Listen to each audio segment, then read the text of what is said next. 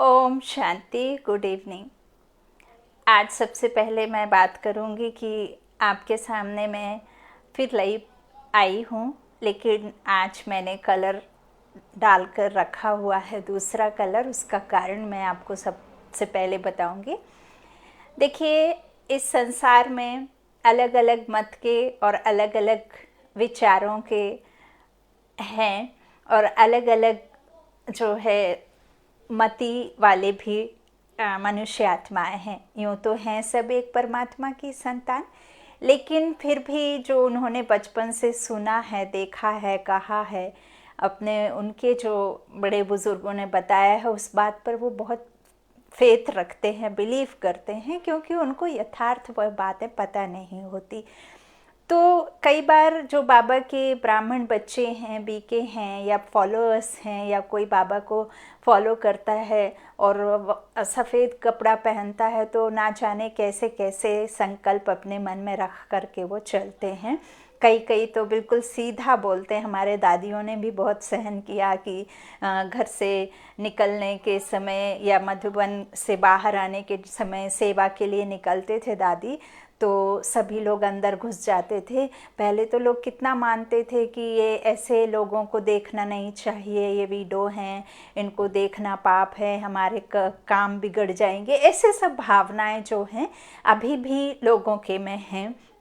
और जब भी हम कोई भले हम ग्रस्त में हैं, सब सारे ड्रामा में हैं, सब कुछ पहनना ओढ़ना रहता है, तो लेकिन परमात्मा के जो बच्चे हैं, देखिए सभी जानते हैं, यदि आप ज्ञान को यथार्थ समझें या इस पॉइंट पे भी बारीकी से आप नज़र डालें कि वाइट के पीछे क्या है कारण, तो आप चाहे फ्लैग में देख लें, हमारे भारत के झंडे में देखें, तो सफ़ेदी का सभी को पता है, प्यूरिटी की, पीस की जो है उसके नाम से उसको रखा गया है ना, पीसफुल के लिए और प्यूरिटी के लिए। तो एक तरह से जब एक माता बहन कोई भी मतलब कहना चाहिए महिला विडो होती, तो उसके पीछे भी कारण वही है, प्यूरिटी का, है ना, प्यूरिटी को धारण करने का कारण है। अब यहाँ जो बाबा के बच्चे हैं जो सफ़ेदी धारण करते हैं, उसे कोई सुनना भी नहीं पसंद करता। लाइव में चलेंगे या कहीं भी कुछ बात चलेगी ना, तो उनसे मुंह फेर लेते हैं, क्योंकि वो सुनने से पहले ही अपने रिजल्ट निकाल करके बैठे रहते हैं, उसके पीछे का वो मतलब ही नहीं समझते हैं। तो मैं ये चाहती हूँ कि बाबा तो वस्त्रों से उन्हें लेना देना नहीं है। बाबा ने तो जो दाग ना हो, जिस पे दाग ना हो, कौन सा दाग ना हो, आत्माओं के विकारों का दाग ना हो, उसे प्यूरिटी कहा जाता है। अंदर में 5 विकार ना हो, उसे प्यूरिटी का नाम दिया हुआ है। और इसीलिए बाबा ने वो फरिश्तों के ड्रेस को सफ़ेद बनाया है। और बाबा ने हर बात के लिए अलाउड किया है। आप भल कहीं जाते हो, आप कुछ भी पहनो, लेकिन अपने मन में उस पहनावे का भान ना लेकर के जाओ।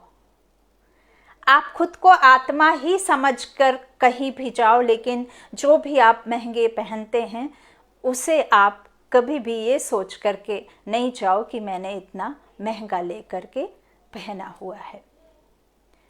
महंगे कपड़ों में भी लोगों की बुराई दिखती है ना। छवि किससे बनती है? आपके अंतर भाव से, अंदर के सत्कर्मों से, गुणों से, या इससे, है ना। तो एक तो ये कारण है कि आज मैं कलर पहन के आई, ताकि कोई भी ये ना समझे कि ये कुछ सिर्फ और सिर्फ यही बातें चलाते रहते हैं, ज्ञान की बातें कि भाई बहन बन जाओ, ये कर दो, वो कर दो। ऐसा कुछ बाबा कहते नहीं हैं। परमात्मा सबका साथी, सबका सहारा है। बाबा ने हर एक आत्मा को बोला है कि मेरा ज्ञान प्राप्त करो, यथार्थ नॉलेज को लो, और उसके बाद अपने जीवन को निर्वाह करो, सरल बनाओ अपने जीवन को, आध्यात्म की ओर एक कदम। अब आज का टॉपिक है, यदि एक बच्चे को कुछ चाहिए होता है तो वो किसके पास जाता है? अपने पिता के पास जाएगा, माँ के पास जाएगा। कुछ भी उसकी आवश्यकता होगी, कुछ भी उसको सामान चाहिए होगा, तो वो अपने पेरेंट्स के पास जाता है और उसके पेरेंट्स उसके कहे अनुसार उसकी वो बात भी मान करके उसको वो चीज़ भी दिलाते हैं। उसकी आवश्यकता जिसके साथ में थी उसके पास गया, उन्होंने पूरी की, वो खुश हो गया। हम जब बीमार पड़ते हैं तो हम कहाँ जाते हैं? डॉक्टर के पास जाते हैं। डॉक्टर हमारी आवश्यकता होती है तो हम अपना जो समस्या लेकर जाते हैं वो समाधान डॉक्टर के पास होता है, तो हम डॉक्टर के पास जाते हैं। हम किसी केस में उलझे रहते हैं तो हम वकील, पुलिस, जज के पास जाते हैं, क्योंकि हमारी आवश्यकता वो है, तो हम वहाँ जाते हैं। और भी ऐसे एग्जाम्पल हैं जिसकी जो आवश्यकता अनुसार फिर वो वहाँ जाता है। अब जो ज़रूरत है सबसे ज़्यादा एक की नहीं है, संसार के हर एक मनुष्य आत्मा की एक आवश्यकता है, और वो आवश्यकता पूरी करने के लिए इस संसार में कोई नहीं है। अब वो आवश्यकता कौन सी है? वो महत्वपूर्ण जो है सबके लिए चाहिए चाहिए चाहिए, वो कौन सी आवश्यकता है? आप खूब खूब खूब धन से संपन्न हैं, फिर भी आपको कमी है। क्या बात की कमी है? सुख की कमी है, शांति की कमी है, प्रेम की कमी है। इन सब का अभाव हर एक मनुष्य आत्मा के पास में है। अशांत है हर एक मनुष्य आत्मा, परेशान है हर एक मनुष्य आत्मा, हर एक कोई ना कोई कारण से उलझा हुआ है। इस संसार में कोई भी सुलझा हुआ नहीं है। तो अब उसका कारण पता चलेगा तब तो वो समस्या का निवारण होगा, तब तो वो समस्या का समाधान आपको मिलेगा।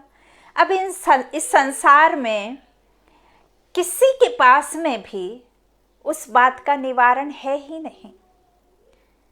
आप अशांत हैं तो शांति आपको कौन देगा?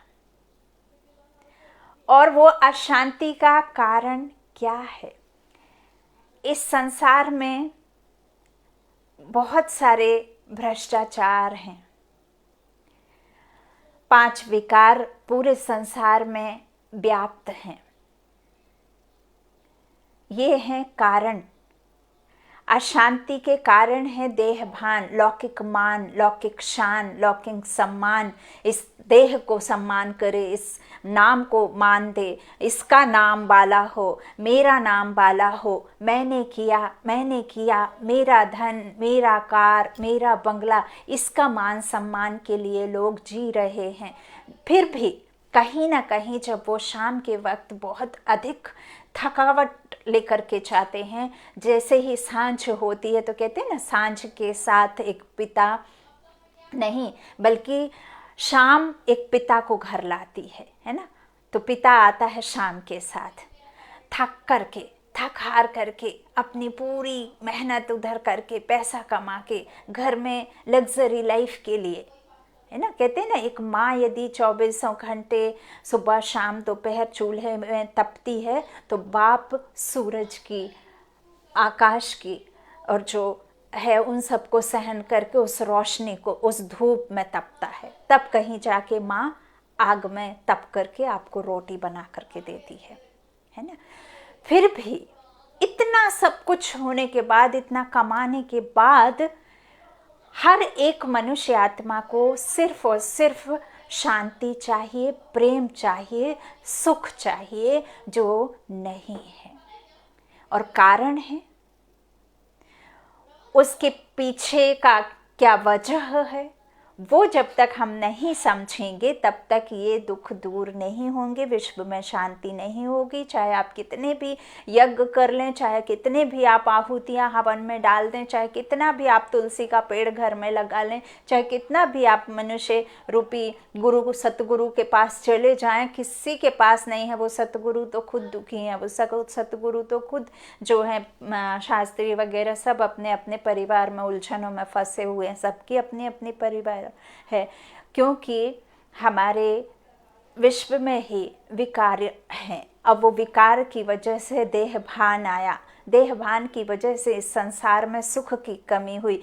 आप सुख किसे कहते हैं? यदि दुनिया में कोई भी अकाले मृत्यु ना हो, किसी को भूखे ना सोना पड़े, कोई जो है एक्सीडेंट से ना गुजरे, कोई किसी को एक मुख के द्वारा कड़वे बोल ना बोले, कोई अमीर कोई गरीब, कोई एसी कार में किसी का कुत्ता दूध रोटी खा रहा है तो कोई गरीब इंसान जो है जा कर के उस कचरे से, डस्ट जो गार्बेज के पास बैठ करके वहाँ से वो रोटी खाता है। क्यों? यदि यह सब ना हो इस संसार में तो उसे ही तो हम सुख कहेंगे ना, उसे ही सुख कहा जाता है। अब इस संसार में देखिए, यदि लक्ष्मी के मंदिर के पास बैठने से या लक्ष्मी के मंदिर में जाकर के हजारों लाखों का चढ़ावा चढ़ा देने से या गोल्डन जरी वाली साड़ी कोई धनवान व्यक्ति चढ़ा देता है, यदि उसी से धनवान बन जाते तो वो बाहर बैठे हुए मंदिर के गरीब जो 24 घंटे मंदिर के द्वार पर बैठे रहते हैं, वो तो इतने धनवान बन जाते कि हमने कभी कल्पना भी नहीं की होगी। दुख और सुख ये हमारे कर्म विकर्म का ही हिस्सा है और हमें उसे चुकाना होता है। इसीलिए ये अमीरी गरीबी है, जिसने आज के समय में जितना जास्ती दुख है ना, उतने ही हमारे पुराने विकर्म हैं, वो कारण है। तो ये कारणों को समझना, अब ये कारण तो समझ लिए, लेकिन अब इसको कैसे दूर किया जाए वो भी तो समझना है। ऐसे तो नहीं है कि दुखी होकर दुखी हैं तो दुखी ही रहें, है ना, कोई उसका समस्या का समाधान ही ना हो। और हर कोई इंसान चाहता ही है ना समस्या लेकर के, जो बताता है, जिसको जैसा आता है मन में, और हम दौड़ लगा भी देते हैं। क्यों? क्योंकि हमें सुख शांति चाहिए। हम क्या करते हैं, किसी ने कहा आपके घर का वास्तु ठीक नहीं है, आप तुलसी रखिए, या आप किचन का कोना जो है, जो इस तरह से आपका डायरेक्शन ठीक नहीं है वास्तु के हिसाब से, आप ये डायरेक्शन ठीक करिए, क्योंकि किचन का और आपका घर का जो मुख है वो ठीक दिशा में नहीं है। ऐसे सब कहते हैं और हम उसमें लग भी जाते हैं और करते भी हैं, अभी भी उस बात पे विश्वास करते हैं।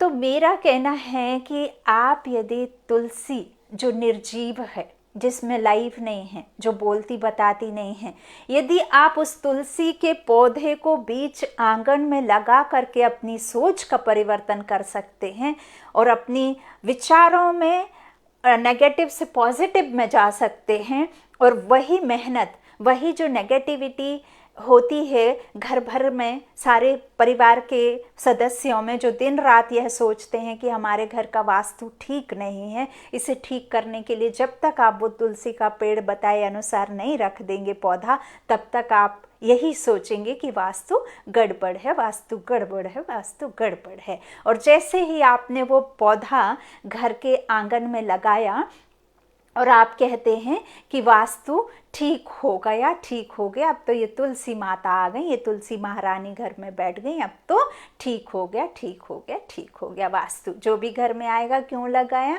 अरे उन्होंने कहा था इससे वास्तु ठीक हो जाएगा, तो अब ठीक हो गया, सब ठीक चल रहा है। मेहनत किसने की? आपके मन बुद्धि में जो विचार उल्टे चल रहे थे वो विचार सुलटे हुए, आपने समर्थी में आ गए, व्यर्थ से समर्थ में आ गए। आपकी जो छोटी ओछी सोच थी, वो ओछी सोच को आपने अपनी श्रेष्ठ सोच से उसे वजन कर दिया।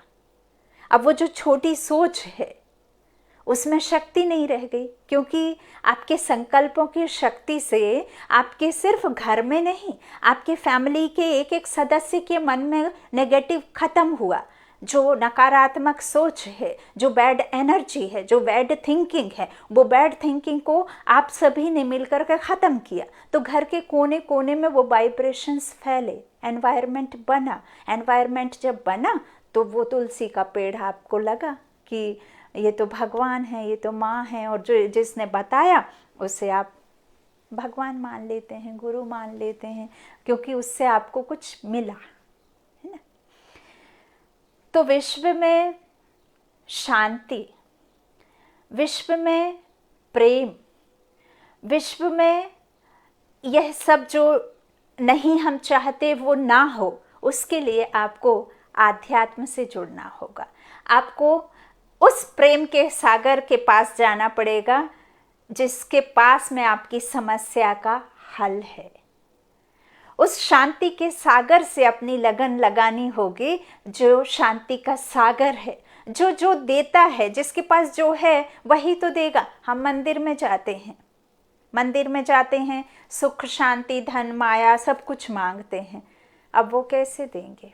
वो तो खुद यहाँ बैठे हुए हैं बाबा के पास में आकर के, वही सब मांगने जो आप उन आधार से मांगने चाहते हो।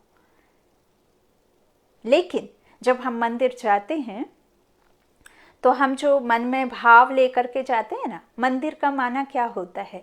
मन में छुपे हुए जो भी आपके संकल्प हैं, वो मन के संकल्पों को उन मूर्तियों के सामने आप हूबहू वही विचार उनको मन ही मन सुना देते हैं। जब आप मन ही मन उन विचारों को, उन संकल्पों को उनको सुना देते हैं तो आप क्या हो जाते हैं? हल्के हो जाते हैं। हल्के होने से क्या होता है? आपको ऐसा लगता है कि मेरे ऊपर से कुछ बोझ उतर गया। जब बोझ उतर जाता है तो आपका मन पीसफुल हो जाता है, थोड़ी सी शांति मिल जाती है। और जब शांति मिल जाती है तो आपका आत्मिक बल बढ़ जाता है। फिर समस्या भल वही रहेगी, लेकिन आपका जो आत्मा का बल है, जो आपकी शक्ति है, उसकी क्षमता बढ़ गई। अब वो क्षमता बढ़ गई तो आपको समस्या जो है समस्या जैसी लगती नहीं है, फिर वो छोटी हो गई, क्योंकि आप अपने आप को शक्तिशाली महसूस करने लगे। जबकि वहाँ बैठे उन्होंने कुछ नहीं किया, मेहनत आपके विचारों में है। मेहनत आपने जो रिवीजन किया ना बार बार कि अब मैं घूम कर आ गई, चढ़ा दिया, अब मैं जो है मेरे घर का सब कलह व्याधा जो भी है व्याधियाँ सब खत्म हो जाएंगी। जबकि विघ्न हरता कौन है? आपकी सोच है। विघ्नों को किसने हरा? आपके विचारों ने हरा, है ना। हम दवा खाते हैं, कहते हैं दवा से आपका फीवर ठीक नहीं होता, बल्कि आपके शरीर की जो शक्तियां हैं ना, वो क्षमता बढ़ जाती है। वो बढ़ जाने से आपको ऐसा लगता है कि वो बीमारी, वो फीवर जो है ख़त्म हो गई, निकल गई, है ना।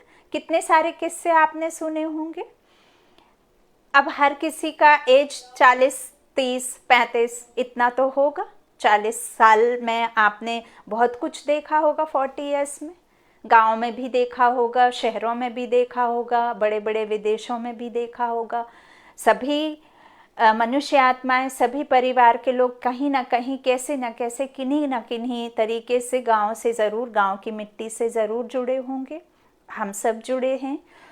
और आपने देखा होगा जब भी हमें कुछ दर्द होता था, कुछ पीड़ा होती थी, कुछ भी परेशानी हो, भले घाव क्यों ना हो, बहुत बड़ा भी चोट लग जाए तो भी एक राख, चूना इस तरह से उठाते थे ना, उसमें से निकालते थे, उसमें चूना डाल देते थे, हल्दी मिला देते थे, कुछ कुछ मिला देते थे और उसको उस घाव पे बांध देते थे, फिल हो जाता था।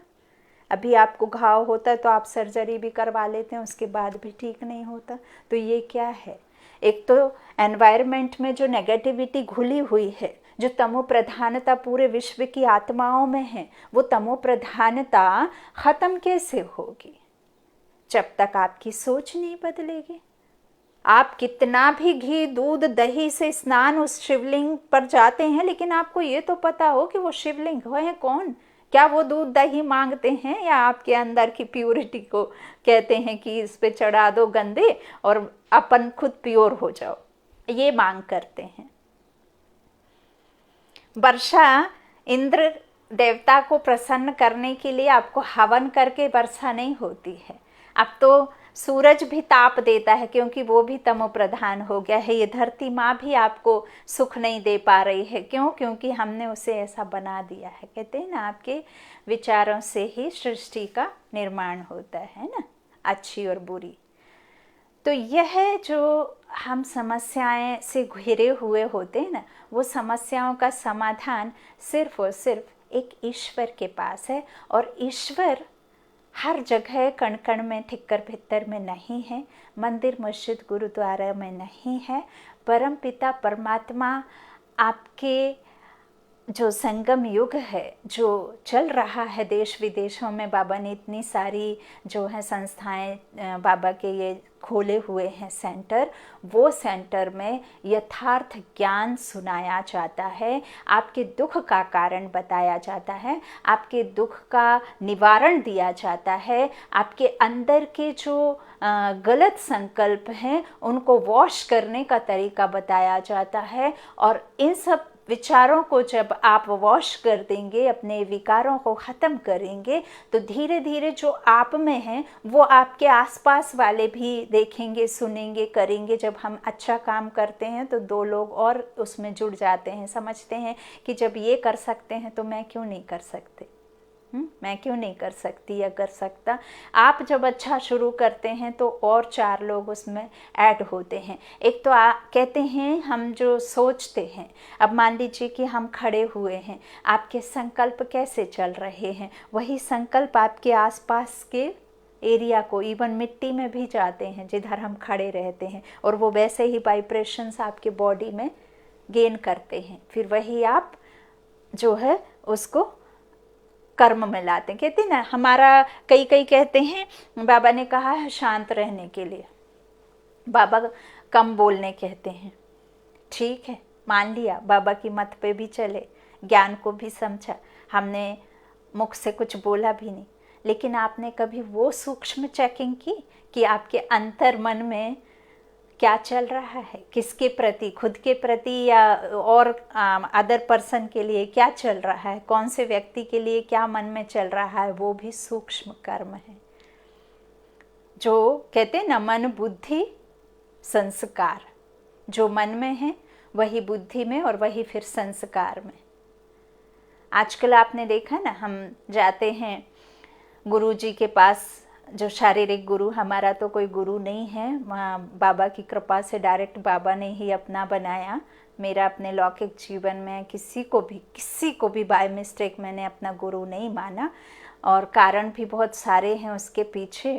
और एक को थोड़ा दिल में माना तो वो भी कहना चाहिए कि मेरे पैर छूते थे, क्योंकि वो मेरे भाई, राखी बांधती मैं उनको, और वो हनुमान जी के भक्त ब्रह्मचारी हैं, इस चलते हमारा बहुत फैमिली हैं, और उनको मैंने थोड़े समय माना था, लेकिन वो उल्टा हम उनके घर से ले आते थे। लोग क्या करते हैं, गुरु जी को देने जाते हैं, है ना, कुछ ना कुछ देने जाते हैं, कपड़े देते हैं, गुरु पूर्णिमा में ये सब देते हैं, लेकिन हम उल्टा उनसे ले करके आते थे। मिला भी कुछ एक क्षणों के लिए, तो वो भी ऐसे थे, वो भी भाई था, ना कि गुरु थे, है ना। लेकिन मेरा तो इष्ट जो है हनुमान जी थे, उनको ही मानते मानते बाबा ने मुझे अपना बना लिया। तब तो हम ही महावीर आत्माएं हैं, सभी जानते हैं। मंदिर में भला आप जाओगे, फिर भी आप अपने आप को देखोगे, है ना, कि मैं ही बैठी हुई हूँ, पूर्वज आत्माएं हैं हम, आधार मूर्त हैं, है ना।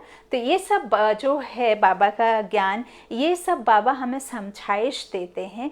और यही बाबा का भी क्या है कि हर एक को दो, हर एक को बोलो, हर एक को बताओ, जो भी मिलता है सबको समझाओ कि कैसे दुख व्याप्त हुआ, अब उस दुख का कारण समझो और उस दुखों को ख़त्म करो। और कई तो इसलिए भी नहीं सुनते, अरे कौन महाराजा महारानी के लिए जीता है, अभी तो हम जी लें, अभी तो हम ऐश कर लें, फिर देख लेंगे। अब सतयुग की बात कहाँ ले जाते हैं, कौन मुरली सुने, कौन बाबा की बातों में लगे। अरे वो भी तो विनाश ही विनाश कहते हैं, विनाश कहना क्या अच्छी बात है। कई तो पागल कह देते हैं, बिल्कुल मुंह पे बोल देते हैं कि ये लोग पागल हैं, ऐसा कह देते हैं लोग। जबकि ईश्वर तो आया है हम पागलों को ठीक करने के लिए, हम सबको ठीक करने के लिए आया है। जो हम झूठ को समझ बैठे हैं सच, वो झूठ को ही तो समझाने आया है, उनसे ही तो पीछा छुड़ाने आया है कि बच्चे झूठ को झूठ मान, उस झूठ से दूर हो जाओ और सच को मानकर, सच्चाई पर चलकर सचखंड में आ जाओ। मैंने सुख दिया था, दुख नहीं दिया, अब उस दुख का कारण समझो। जैसे जैसे हम अपने उस शांति के सागर को, उस प्रेम के सागर को, उस सर्वशक्तिमान को, उस बेहद के बाप को, उस पिता को, उस गॉड फादर को, उस निराकार परमात्मा को, उस भगवान को, उस ईश्वर को, उन बाबा को भूले। जैसे जैसे हम भूलते आए वैसे वैसे हम में संस्कारों की कमी हो गई, और जैसे जैसे इस आत्मा ने ये शरीर के चोला धारण किए और जैसे जैसे ये शरीर छूटते गए, एक आत्मा शरीर अनेक, एक पार्ट आत्मा का और शरीर तो अलग अलग हुए, तो पार्ट बार बार एक ही आत्मा करती है, तो उसका वो जो एनर्जी है वो धीरे धीरे कम होती गई और कम होती गई, तो फिर वो एनर्जी एकदम ख़त्म हो गई और अब दुख व्याप्त हो गए, है ना। हम 5 विकारों से घिर जाते हैं द्वापर से, है ना, कामचिता पर बैठ काले हो जाते हैं। तो अब जो हम समस्या इस संसार में है, उस समस्या का समाधान आप खुद भी समझिए कि किसके पास है, और सिर्फ वो आकर के आपको रास्ता बताते हैं, लेकिन समाधान आपको खुद ही ढूंढना है। यदि आप ऐसे ही दूर भागते रहेंगे तो सिर्फ आपके मुख से कोई भी दुख दर्द देख के हाय हाय निकलेगी, रोना पीटना निकलेगा और कुछ भी नहीं करते बनेगा, क्योंकि हमारे अंदर बिल्कुल क्षमता नहीं है सहने की, सुनने की, समझने की। कोई किसी तरह की भी शक्ति जब नहीं रहती है तो आप सिर्फ और सिर्फ डरते हैं, चिल्लाते हैं, डिप्रेशन में चले जाते हैं, व्यर्थ के संकल्प मन में चलते हैं, जिसे सूक्ष्म कर्म कहते हैं। आजकल आप गुरु जी के पास जाते हैं ना, तो वो गुरु भी आपको वैसे ही आशीर्वाद देते हैं जो आपके हाथ में गिफ्ट क्या है, क्या उपहार लेकर के आए हैं, कपड़ा सूती है या रेशमी है या सिल्क का है, हाथ में मिठाई का 1 डब्बा है कि 2 डब्बा है कि 4 डब्बे हैं। ऐसे ही आशीर्वाद नहीं दे देता। फ्री में आप जाके देखो, ऐसे ही हाथ लेकर के, खाली हाथ लेकर के जाओ, कौन सा गुरु आपको मन से शक्ति दे देगा और आशीर्वाद दे देगा, और कौन सतमार्ग दिखा देगा, और कौन आपको सदगति दिला देगा? कोई नहीं है इस दुनिया में, सिर्फ शरीर निर्वाह के लिए वो अपनी लाइफ में। और आजकल आपने एक कारण और बहुत बड़ा जो मैं आपको बताऊं, बुरा ना लगे किसी को, इसमें हम किसी का कोई बाबा किसी की जो है क्रिटिसाइज या किसी से डिबेट करने नहीं कहते। बाबा सिर्फ जो ड्रामा बनी हुई है ना, उस ड्रामा को समझाते हैं, उस ड्रामा को हमें बताते हैं कि बच्चे जो जो भी हो रहा है ना, उसमें किसी का दोष नहीं है। यह ड्रामा ऐसा ही है जो हो रहा है, चाहे आपके साथ, चाहे दुनिया में किसी भी कोने में, तो वह जो है पास्ट है, कोई नया नहीं है ना। और कई कई देखिए ऐसा करते हैं, मानने को तैयार ही नहीं होते, तो बाबा कहते ये नया तो है नहीं, किसी से कोई डिबेट तो करना नहीं है। अगर कोई आत्मा आपके ऊपर गुस्सा करती है, कुछ करती है, तो वो परवश आत्मा है ना, वो खुद दुखी है, इसीलिए तो आपके ऊपर दुख फेंक रही है ना। वो खुद ही सुखी नहीं है तो आपको कैसे सुख देगी? लेकिन आप उसका दुख क्यों ले लेते हैं? आप सुख में दुख क्यों ले लेते हैं? क्योंकि आपने मन के दरवाजे खोल करके रखे हैं ना, व्यर्थ को आने के लिए जगह दे करके रखी। बाबा कहते इस पर गोटरेस का ताला डालो, इतना मोटा ताला डालो कि कोई उस खुशी को छीन ना पाए, चुरा ना पाए। आपके घर का एक चम्मच चोरी हो जाए, चांदी की चोरी हो जाए, तो आप पुलिस तक पहुंच जाएंगे। फिर आप अपनी खुशी को कैसे गायब होने देते हैं? वो तो आपके इस कहना चाहिए जीवन का आधार, जीवन को स्वस्थ बनाने की चीज़ है खुशी। आपके शरीर को लंबी उम्र देती है, आपके शक्ति बढ़ाती है खुशी। कहते हैं ना, कुछ एक पल में हम क्यों उन दुखों को बार बार सोचते हैं जो हमारे जीवन में घटनाएं घट चुकी होती हैं? क्यों हम उन सुख को नहीं, उन पलों को याद नहीं करते जिस पल में हम खुश रहे थे?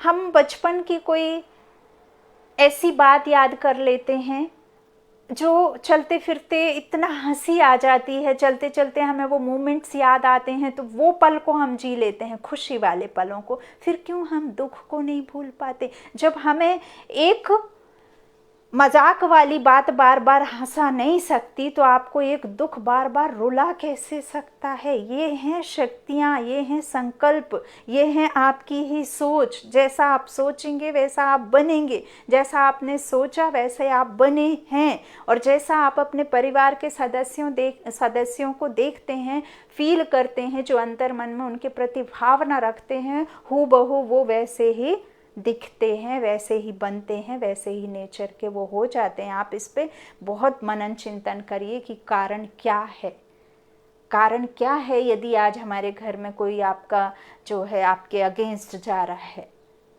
उन विचारों को, उन संकल्पों को जो आपने कभी क्रिएट किए थे, उनको आप मनन चिंतन करो।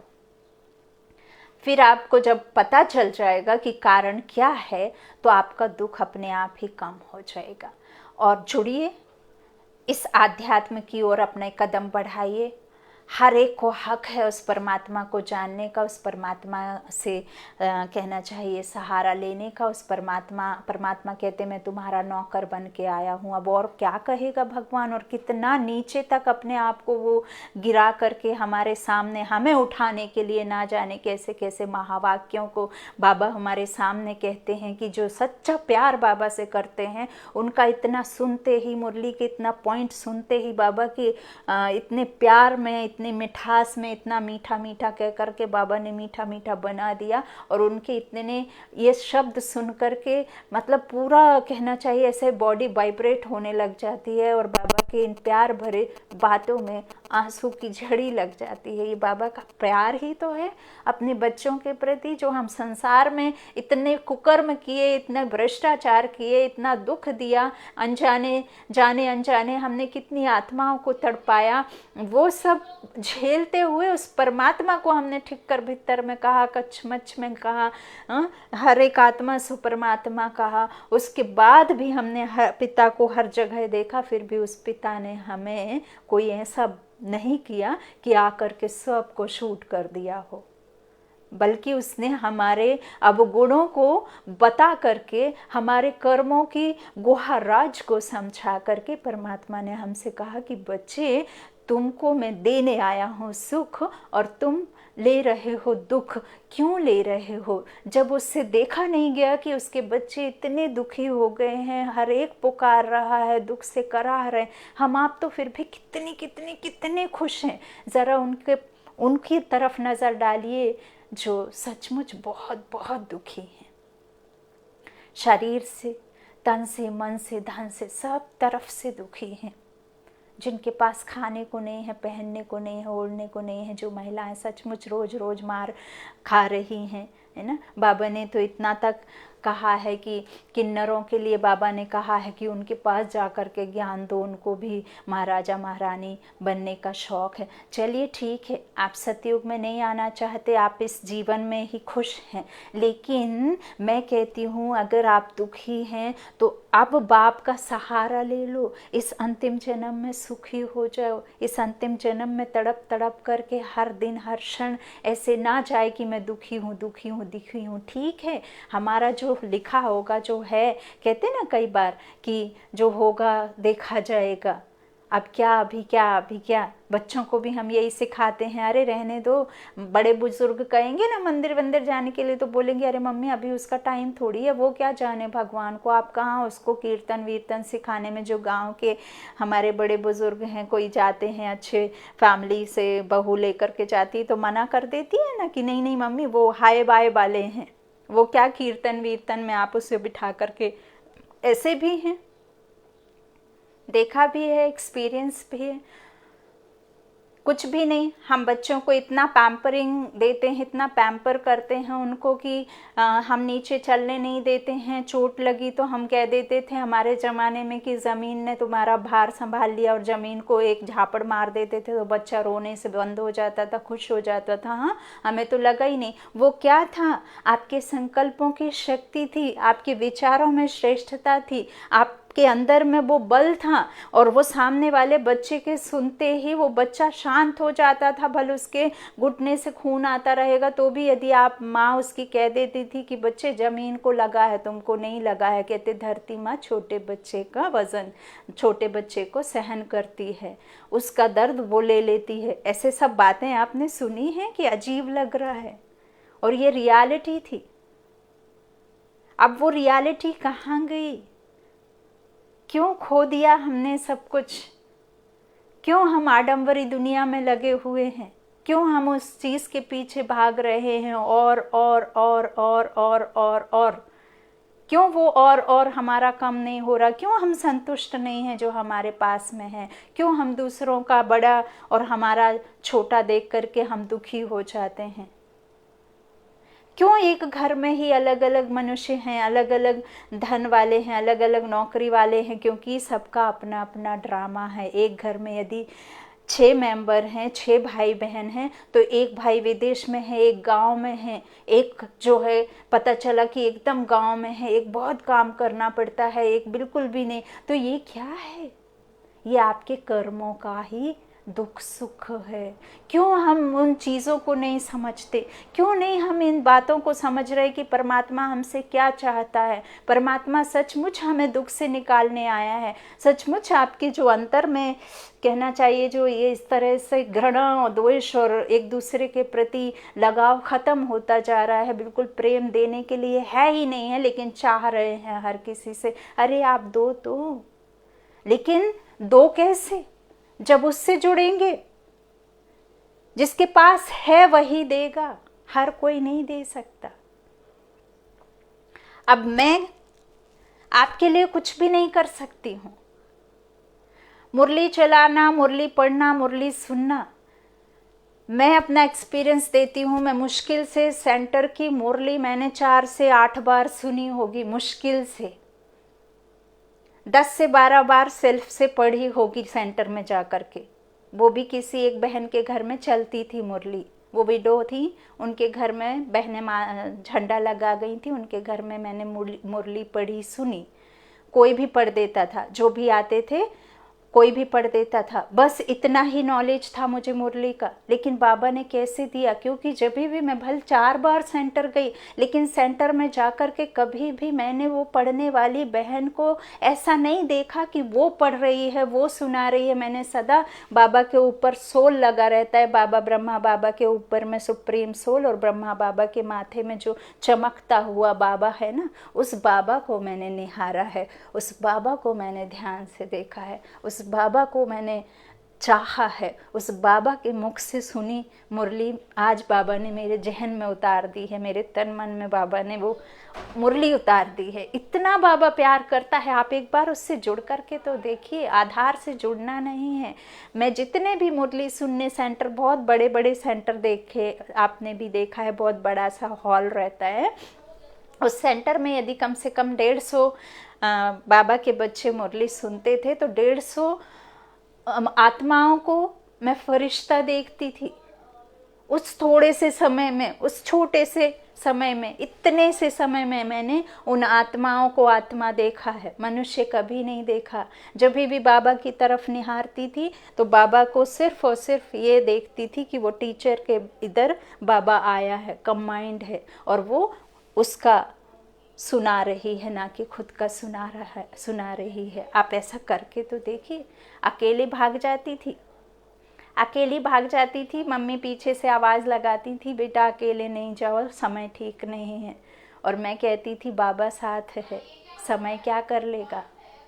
जब आप प्यूरिटी से भरे रहते हैं, आपके विचारों में गंदगी नहीं होती है ना, तो आपके ऊपर दूसरी गंध लग नहीं सकती है। इसीलिए बाबा बार बार कमल फूल समान की बात कहते हैं कि कीचड़ में कमल खिलता है, मोती की तरह कीचड़ फिसल जाता है। क्योंकि यदि आपके अंदर वो शक्तियां हैं ना प्यूरिटी की, तो आपको कोई बिकारी मनुष्य आत्मा गलत भावना से देख नहीं सकती। आजकल हम घर परिवार में धोखा खाते हैं। क्यों धोखा खाते हैं? क्योंकि हम पेरेंट्स ही कहीं ना कहीं जो है इस तरह से हरकतें देखते रहते हैं। कोई आपके घर में, मैं एक रियल बात आपको बताती हूँ, बुरा भी लग सकता है, माताएं बहनें घर में रहते हैं, कोई एक फ्रेंड है बेटी का, रोज आता जाता है, आपके चरण छुएगा, आपको बहुत अच्छे से मानेगा, आपको पेरेंट्स फील करेगा, भाई को बहुत अच्छा समझेगा, लेकिन आपके घर में जो बेटी है उसके ऊपर बुरी नज़र रखता है, उसके प्रति वो गलत भावना रखता है।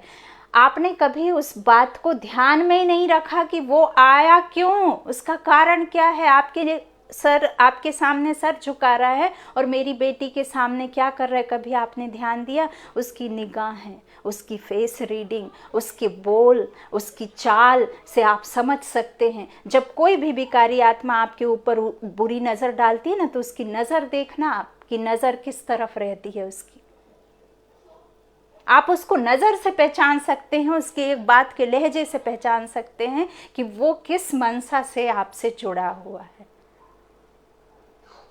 लेकिन समझने के लिए आपको आपके विचारों को, जो गंदगी से भर गए हैं ना, सभी के, किसी एक के नहीं है। यदि किसी एक के पास में भी वो प्योरिटी, वो कर्मातीत अवस्था होती ना, तो वो देवता कहलाता। लेकिन इस संसार में कोई है ही नहीं ना, अब तो बनना है। कर्मातीत हो जाए तो यहाँ थोड़े बैठे रहेंगे, यहाँ नहीं बैठे रहेंगे। कोई भी प्योर नहीं है, कोई भी कर्मातीत नहीं है।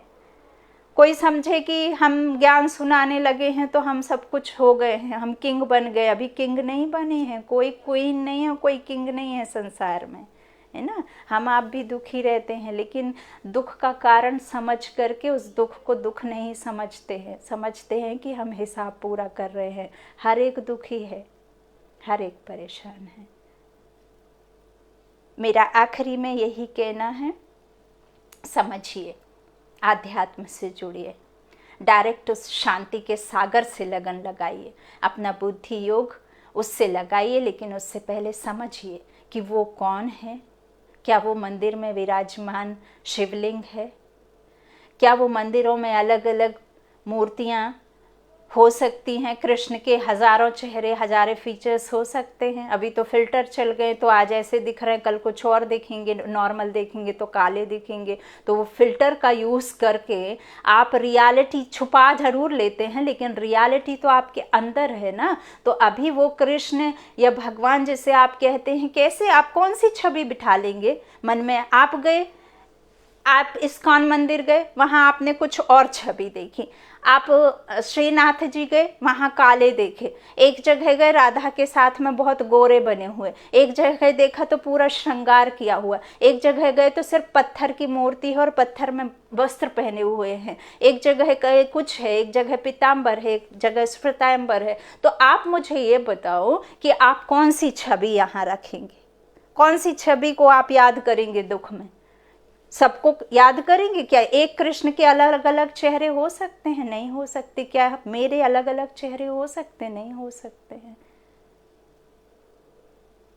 कैसे आप गणेश को गणेश पुकारेंगे तो वो आ जाएगा आपके पास में? कैसे आपको दुर्गा को पुकारेंगे, दुर्गा तो वो बैठी है, वो तो कम उम्र में चली गई। कर्मातीत को प्राप्त करके राधे का उन्होंने अपना वो पहना, वस्त्र पहनने की तैयारी में है। वो तो ऑलरेडी निकल चुके, जा चुके। जिन्हें हम जगत अम्बा, जिन्हें हम माता, जिन्हें हम पार्वती के नाम से पुकारते हैं, वो अष्ट शक्तियाँ तो हम आप ही घूम रहे हैं। अभी मीरा भी यहीं घूम रही होगी, साईं भी यहीं कहीं घूम रहे होंगे। किसको पता है कि कहाँ है?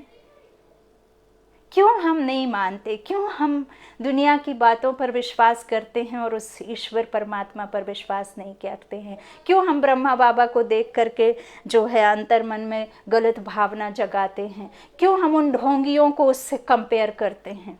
क्यों इस संसार में इतने पाप भ्रष्टाचार जिन्होंने किए, जिन्होंने इतने बड़े बड़े आश्रम बना के आज भी जेल में सड़ रहे हैं, क्यों हम उनसे कंपेयर करते हैं? जब एक विकारी आत्मा, एक प्रेत आत्मा, एक कमज़ोर आत्मा पे जब हावी हो जाती है, तो वो भूत प्रेत बन करके आपके मुख से वो शब्द निकाल सकते। तो ये तो एवर प्योर, ये तो परमपिता परमात्मा है। इन्होंने अपना वस्त्र धारण, इनको कर्मेंद्रियों का, मुख का सहारा लेकर के आपको ज्ञान देना है। तो उनमें हम क्यों क्वेश्चन करते हैं? क्यों हम सवाल पैदा करते हैं कि ये कौन है? ये हो ही नहीं सकते हैं। आप उन भूत प्रेत पर विश्वास कर लेते हैं, लेकिन आप अपने बेहद के देने वाले को, बेहद के बाप को, जो सर्वशक्तिमान है, उसे आप मानने तैयार नहीं है। उसके ऊपर आप उंगली करते हैं, उसकी बातों पे आप क्वेश्चन मार्क लगा देते हैं। बाबा ने मुरली में साफ कहा है, स्वयं ईश्वर के महावाक्य हैं, बच्चे तुम यहाँ भगवान बनकर मत बैठ जाओ, तुम यहाँ मुसाफरी करने आए हो, तुम यहाँ पर रहे नहीं आओगे हैं, हर किसी को जाना है। और अब तो कयामत का समय है, हर किसी का है। अब बच्चों के लिए इकट्ठा करने का समय नहीं है कि 4 पीढ़ी खा लेगा, मुझे कमाने जाना है। अब 4 पीढ़ी, 2 पीढ़ी, 3 पीढ़ी की बात बाकी नहीं रह गई है। छोड़ दीजिए ये विचार, निकाल दीजिए, संतुष्ट रहना सीखिए, खुश रहना सीखिए, खुश करना सीखिए, प्रेम दीजिए, प्रेम लीजिए। सहयोग करेंगे तो सामने वाला सहयोगी बन जाएगा। आपकी झोली से प्यार झलकेगा, प्यार बिखरेगा तो आपको प्यार कई गुना ज़्यादा मिलेगा। आप बद्दुआएं मत दो अंतर मन से लोगों को, किसी के प्रति द्वेष मत रखो, भला आपके साथ में उसने कुछ भी किया हो, माफ़ कर दो उसे। समय रहते अपने रिश्तों को सुदृढ़ बना लो, मीठा बना लो अपने रिश्तों को। बाबा छुड़ाने नहीं आया, बाबा जोड़ने आया है। बाबा विश्व को एक परिवार कहते हैं, हम सब आत्माएं आपस में भाई हैं। इसीलिए हिंदू, मुस्लिम, सिख, ईसाई आपस में सब भाई भाई कहा है। ये हिंदू, ये जो वैश्य, शूद्र, ब्राह्मण, ये कोई जातियों के नाम नहीं है। परमात्मा ने 4 युगों में 4 वर्णों को बताया है, धर्मों को, मनुष्य रूपी झाड़ों के धर्मों को बाबा ने बताया है कि कैसे हम देवता से कैसे हम आ जाते हैं पूज्य में, और कैसे हम वैश्य शूद्र बनते हैं, और कैसे वापस हम ब्राह्मण बनते हैं। ये 4 जो बाबा ने बताई है वो नहीं है जिन्होंने यहाँ आकर के उसने तो एक बनाया, हमने यहाँ आके रंगों में भेद कर दिया, अनेकता कर दी, एकता छोड़ दी, है ना। और हमने क्या कह दिया कि वो शूद्र है इसीलिए उसे ये वर्क करना पड़ता है, वो सुपर है इसीलिए वो झाड़ू ही लगाएगा, वो ब्राह्मण है इसीलिए वो ऊपर बैठेगा, और वो नहीं है इसीलिए वो आपके चरणों के पास बैठेगा। ये सत्य नहीं है, ये सच्चाई नहीं है, ये ईश्वर का देन नहीं है। ईश्वर ने ये सब नहीं दिया है। समझें इस बात को, लिखें नहीं, इस बात को कहीं पढ़ें नहीं, यूं ही छोड़ ना दें इन बातों को। आप ये ना समझें कि ये बहन जो है कितना बकवास करती है। ये सोचें कि ये बहन उस परमात्मा की बातों को बता रही है, क्योंकि वो परमात्मा चाहता है कि हर एक बच्चे को ये ज्ञान मिले, सुख मिले, वो सुखी हो। मेरे बच्चे बहुत दुखी हो, तुम क्यों दुखी हो? मैं तो आ गया हूँ ना, अब मेरी शरण में आ जाओ। निराकार राम प्रभु, जिसके नाम सिमरन करने मात्र से आपकी गति सदगति होती है। मुक्ति, जीवन मुक्ति विश्व की हर एक आत्मा को उससे ही मिलनी है। सबका एक ठिकाना है। जब आपका ये शरीर छूट जाता है ना, तो शरीर कोई ऊपर बादलों में विनाश नहीं किया जाएगा, एसी रूम में रख के विनाश नहीं किया जाएगा। जिसका हमें अहम है ना, जिसका हमें भान है ना, हमें अपनी कुर्सी, जो लौकिक नाम को कुर्सी मिली हुई है ना, उस कुर्सी को बड़ा रौब जमाते हैं लोग, रौब दिखाते हैं कि मैं इस कुर्सी पर बैठा हूँ। वो कुर्सी जिस दिन ये छूट जाएगी ना, उसी दिन तक की कुर्सी है। फिर वो कुर्सी कुछ भी नहीं है, सबका एक ठिकाना है। एक मेरा लौकिक भाई, अब हम माताएं हैं, आप सभी जानते हैं, बहुत गहरी बात है, ये समझने की बात है। परमात्मा ने भल वर्णों में बांटा, तब हम मेल फीमेल बने, और यहाँ आकर मेल को ज़्यादा ताकत होती है बजाय माताओं के, सभी जानते हैं। इसीलिए माताओं का जो रोल होता है वो घर में होता है, क्योंकि उनको सहने की भी शक्ति होती है, उनको अपने बच्चों को पालने की भी शक्ति होती है। और बच्चे भी देखो माँ ही पैदा करती है, जेंट्स नहीं करते हैं, आपने देखा होगा। सबसे ज़्यादा सहने की शक्ति माताओं को ही होती है। लेकिन आप उस तरफ नज़र डालें। ये तो हम कह देते हैं कि माताएं सहती हैं, माताएं शक्तिशाली होती हैं, माताएं फलाना, माताएं ढिकाना, जबकि मेरा मानना है कि हमसे भी ज़्यादा ताकतवर जो बाबा ने मेल बनाया है ना, जिनको भाई बनाया है, जिनको पिता बनाया है, जिसको एक बॉय बनाया है वो ज़्यादा ताकतवर होता है। आप सोच कर देखिए, जब कोई शरीर छूटता है और जब वो शरीर छूटता है तो माताओं को साथ में नहीं ले जाते, बहनों को साथ में नहीं ले जाते। हमने तो यहाँ वहाँ पढ़ लिया होगा, किसी के मुंह से सुन लिया होगा कि वहाँ जा कर के उस शरीर के साथ क्या करते हैं। हमने तो रियलिटी में कभी देखने का मौका ही नहीं मिला कि वहाँ क्या होता है। वो सहने की शक्ति उस मेल को मिली हुई है, उस भाई को, उस बाप को, उस बच्चे को, उस बेटे को, उस पिता को मिली हुई है, उस दादा को, उस बाबा को मिली हुई है। ये सब देखने का अंदर में चाहिए। माताएं तो वहीं जाके लुढ़क जाएंगी, शरीर छोड़ देंगी। मेरे भाई ने एक बार एक बात कही थी, जाकर के आया और बोला मेरे जो पति के बड़े भाई, उनका देहांत हुआ था कुवैत में। कुवैत में हुआ था और उनके डेड बॉडी को हम करीब करीब 8 दिन में इंडिया ला पाए थे। उनके पास कोई भी रिलेटिव नहीं था, कोई भी नहीं था। इवन जिस समय उन्होंने देह छोड़ी थी उस समय उनका कोई फ्रेंड तक नहीं था, डॉक्टर नर्स तक नहीं थी पास में। देखिए, मैं आपको अपना बता रही हूँ। और वो कुवैत में थे। आप सभी जानते हैं कि कुवैत जाने के लिए भला 1 घंटे का रास्ता है इधर से, फिर भी हम नहीं जा सकते थे क्योंकि डॉक्यूमेंट्स चाहिए, पेपर्स चाहिए, वीज़ा चाहिए। विदाउट वीज़ा आप किसी दूसरे कंट्री में एंट्री नहीं मार सकते हैं। और ऊपर से वीकेंड था, वीकेंड के चलते उनको टाइम के अनुसार नहीं ला पाए। उनको 8 दिन बाद लाया गया, वो भी कहाँ, हमारे मदर के प्लेस में।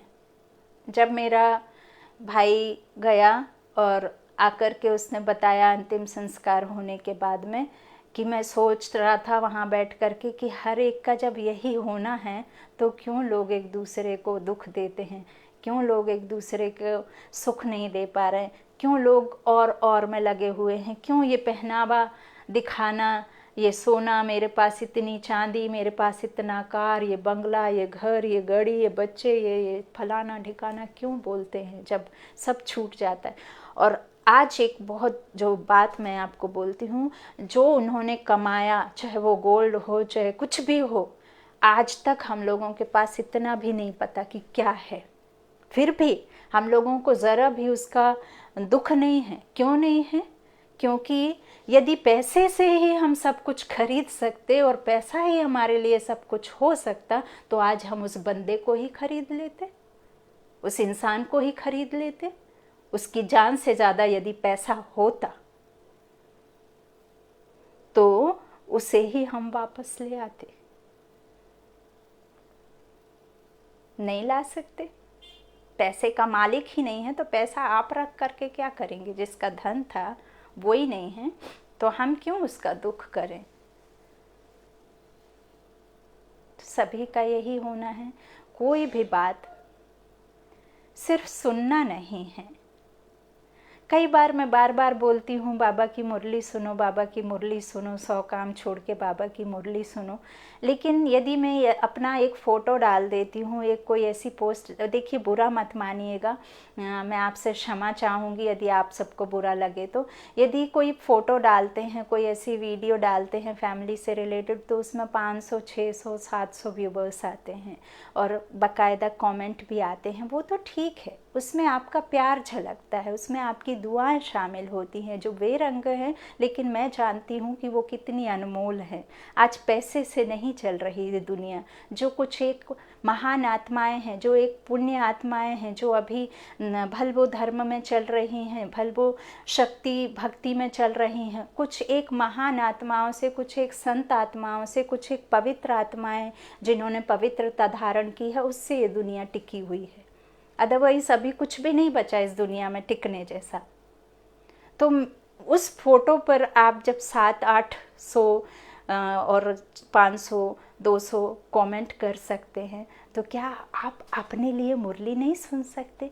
क्या आप अपने स्वकल्याण के लिए उस परमात्मा के वो 2.5 पेज के शब्द 20 से 25-40 मिनट मैक्सिमम, किसी ने समझाया तो 40 मिनट तक जाती है, 1 आवर तक चली जाती, और एज इट एज पढ़ दिया तो मुश्किल से 22 से 24 मिनट की मुरली टोटल होती है, उससे ज़्यादा नहीं होती। वो भी स्लोली पढ़ो, तब फास्ट पढ़ दो जैसे हम रीडिंग करते हैं तो उतना भी समय नहीं। कई कई को भेजते हैं ना, वो नहीं सुनते हैं, बहन हम नहीं सुनते हैं।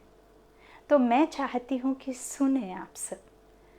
जब हम उसमें कहना चाहिए, हमें भी नहीं समझ में आती, मैं पहले भी कह चुकी, आज भी कह चुकी कि मुरली हमें भी बिल्कुल नहीं समझ में आती थी और हम भी नहीं पढ़ना चाहते थे, हमें भी ख़राब लगता था। लेकिन आज देखिए ना, बाबा ने कहते ना कि दादियों के मुंह से मुरली आप कभी सुनना टीवी पे, तो जब आपको मन नहीं लगता ना, तो ऐसा लगता है जैसे डरावनी भाषा में, है ना। छोटे बच्चे कहते क्या मम्मा ऐसे करते हैं उनका, क्योंकि देखिए भल उनके मुख के शब्द का जो बोलने का है वो क्लियर नहीं है, उनकी भाषा भल कप रही है।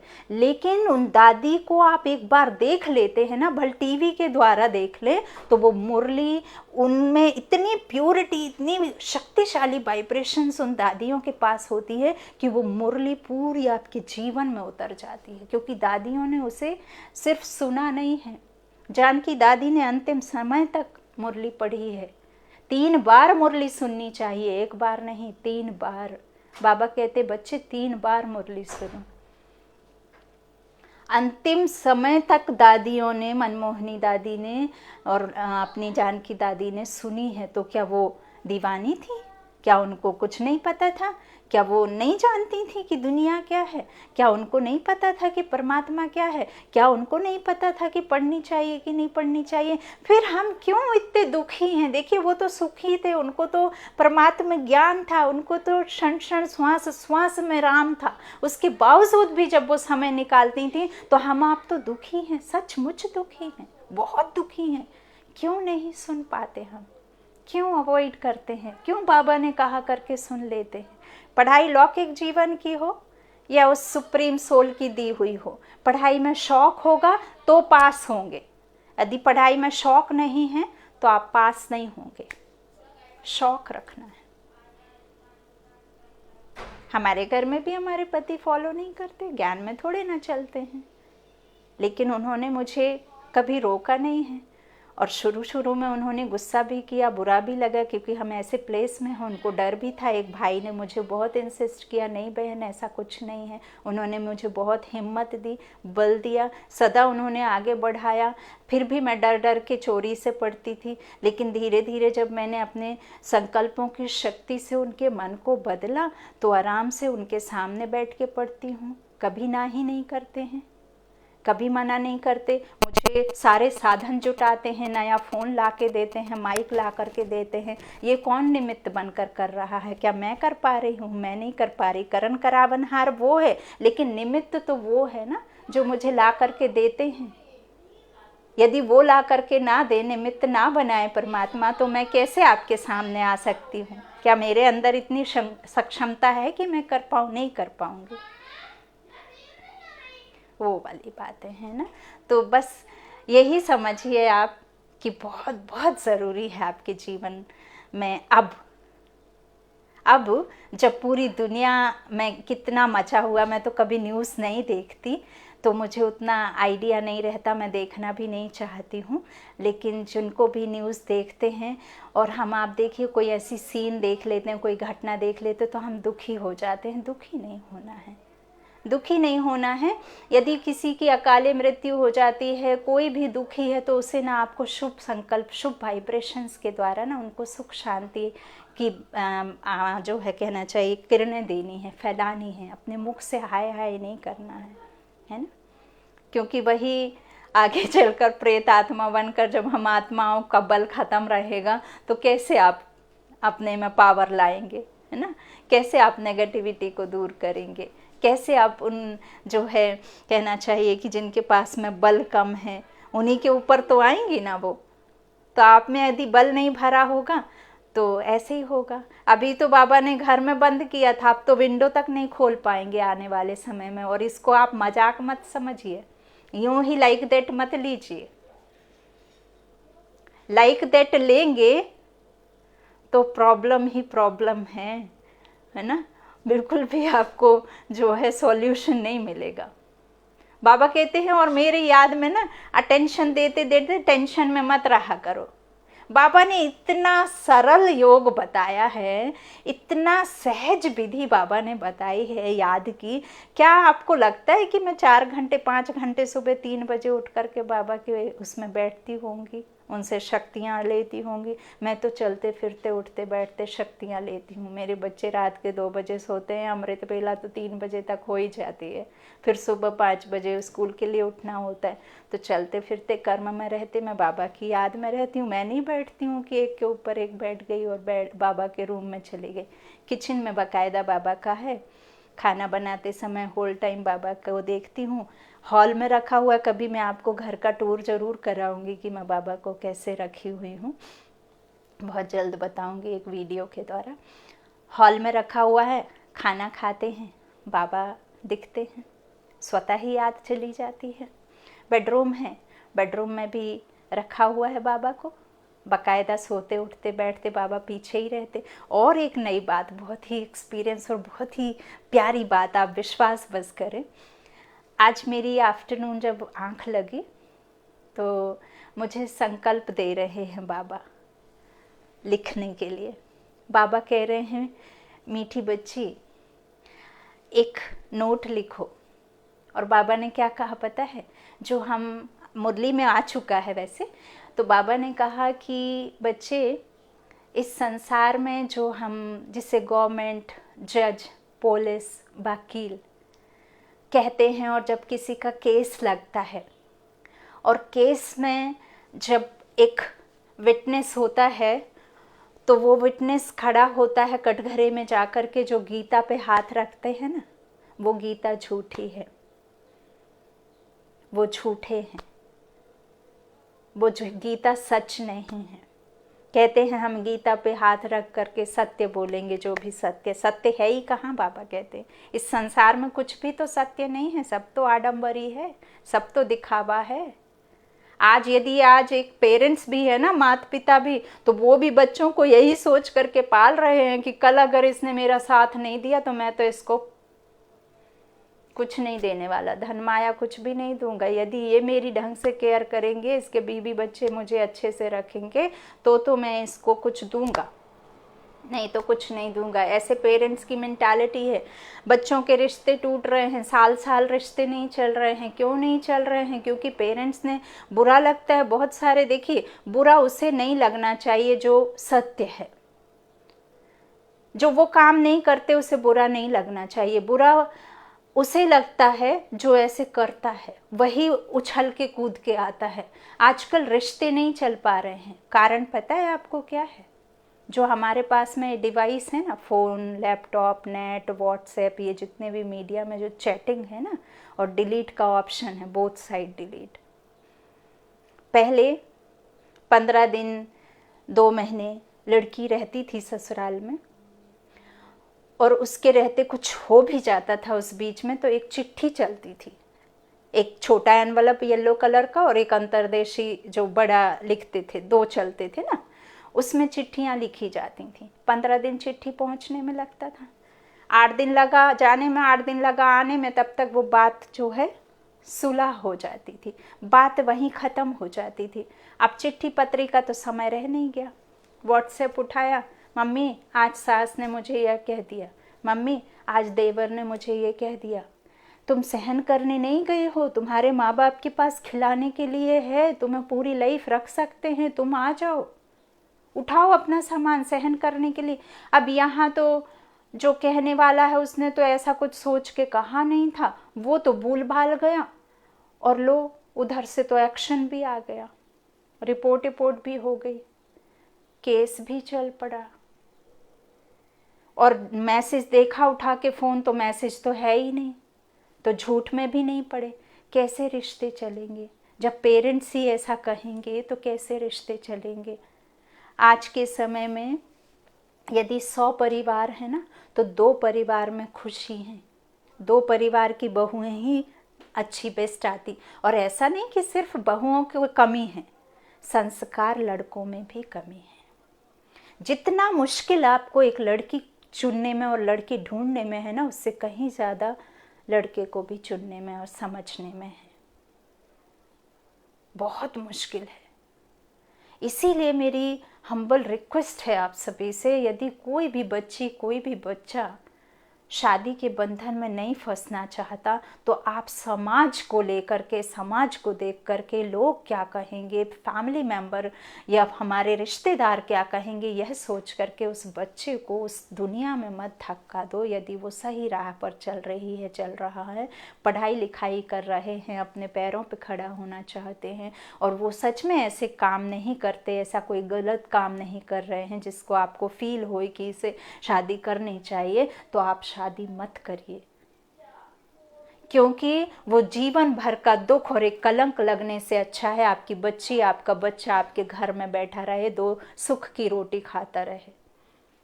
जबरदस्ती मत करिए। हाँ, इसका उल्टा यदि है कि वो ऐसे कर्म कर रहे हैं, ऐसा कुछ गलत काम कर रहे हैं, ऐसा कुछ कर रहे हैं, तो आप जो है ज़रूर करिए, क्योंकि आप नहीं तो वो कर लेंगे। मत सो रहे तो ज़रूरी ऐसा करने से क्या होगा। एक तो देखिए, बहुत सारे जो हैं समाधान हमारे पास ही होते हैं, लेकिन हम बजाय इसकी हम दुनिया वालों के लिए जीते हैं। कहते हैं ना कि दुनिया वाले क्या कहेंगे। अब दुनिया में कौन आता है? हम आप ही हैं। एक परिवार में 4 लोग हैं, उससे परिवार बना, आस पड़ोस से पड़ोस बना, एक समाज बना, थोड़ा और दूर बढ़े तो गांव बना, गांव से शहर, शहर से देश, देश से फिर विश्व बना। तो फिर आप बताइए कौन है कहने वाला? हम वो क्या कहेंगे करके, हमारे फैमिली, हमारे जो है रिलेटिव क्या कहेंगे, यह सोच करके हम कहीं भी जल्दी से जल्दी निपटा देते हैं कि कल के लिए तुम्हारा कौन सहारा बनेगा। लड़की को ये कह देते हैं कि यदि तुम्हारा कोई देखने वाला तुम्हारा पति नहीं होगा तो हम कितने दिन के हैं, ये सोच करके लड़की को झोंक देते हैं। लड़के को कह देते हैं कि बहू आएगी तो खाना बनाएगी, खिलाएगी, हम बूढ़े माँ बाप हैं, और बहू दूसरे ही दिन फूट डाल देती है, क्योंकि ऐसे उनके संस्कार हैं, सहने की शक्ति नहीं है।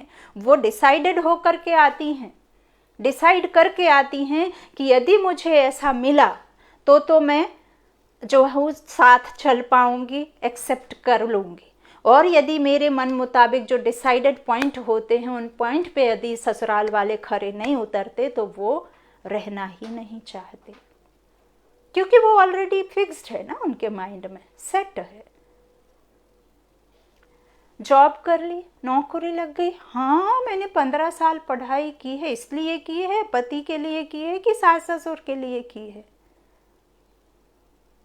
हम भी एक माँ की बेटी हैं, हम भी किसी दूसरे घर में आए हैं, हमने भी देखा है। हमारी माँ ने कभी ये नहीं कहा कि बेटा सामने वाले को जो है भूखा रख करके तुम पहले खा लो, तुम बाद में खा लो, लेकिन सामने वाले को दो। ये आजकल बचा है क्या? रह गई हैं ये चीज़ें कहीं? हमारे माँ पिता को तो उनके आजे पराजे दूसरों के घर जाने नहीं देते थे। खाने का समय है बेटा, वो सोचेंगे कि ये तो हमारे इस समय आई, मतलब ये खाने के लिए आई हैं। ऐसे सब माताएं बहनें सिखाती थीं, जाना, सहन करना। लेकिन है उल्टा भी है। मैं ये नहीं कहती हूँ कि जो मैं कह रही हूँ वो बहुत 100% सत्य है, लेकिन कुछ एक जो रिश्ते नहीं खिंच पा रहे हैं ना, वो कहीं ना कहीं एक ये मीडिया भी है कारण, है ना। और अंदर में तो कुछ शक्तियाँ, बल कुछ रह ही नहीं गया, संस्कार आदि रह नहीं गए, तो पेरेंट्स ही ऐसा, कहीं ना कहीं हम ही जिम्मेदार हैं। तो जरा उन दुखों के कारण को बैठ कर के समझिए, क्या कारण है, किस कारण से यह सब हो रहा है। उस कारण को जब आप समझेंगे ना, तो फिर आप सुखी रहेंगे, तो आप अपना जीवन बाकी बचा हुआ अच्छे से निकाल पाएंगे, तो आप सामने वाले को खुश कर पाएंगे, तो ही आप जो है अपना प्रेम से जीवन निकाल पाएंगे, है ना। बूढ़े माँ बाप को देखिए कैसे कैसे टीवी में देखा जाता है, कैसे कैसे निकाल देते हैं घर से, रोड पे छोड़ देते हैं। क्यों?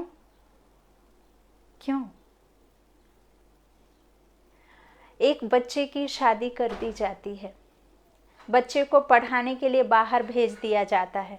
पढ़ाई ख़त्म होने से पहले उसके लिए रिश्ता ढूंढ दिया जाता है। रिश्ता होते ही जॉब लग जाती है। जॉब लगने के बाद वो अपने एक परिवार जुड़ जाता है, उस परिवार को लेकर के वो चला जाता है। ठीक है, ये तो हुआ सुलह वाला काम, ये तो हुआ इजी काम, ये तो हुआ खुशी वाला काम। ठीक है। दूसरी तरफ यदि कोई आड़ी तिरछी आ गई, घर में 4 बच्चे हैं, कोई आड़ी तिरछी आ गई, तो वो तो बाहर में जॉब करता है लड़का, लड़की को ले जाना ही पड़ेगा। लड़के को अकेले तो छोड़ नहीं सकते, खाना कौन देगा, वो तो नौकरी जाएगा। आपने बहू को साथ भेज दिया, यहाँ पेरेंट्स अकेले रह गए। अब दूसरा पहलू लेते हैं। दूसरी ढंग की नहीं है, पेरेंट्स के साथ नहीं रहना चाहती, उसकी बनती नहीं है, तो झगड़ा करके अलग हो गई। अब यहाँ कौन रह गया?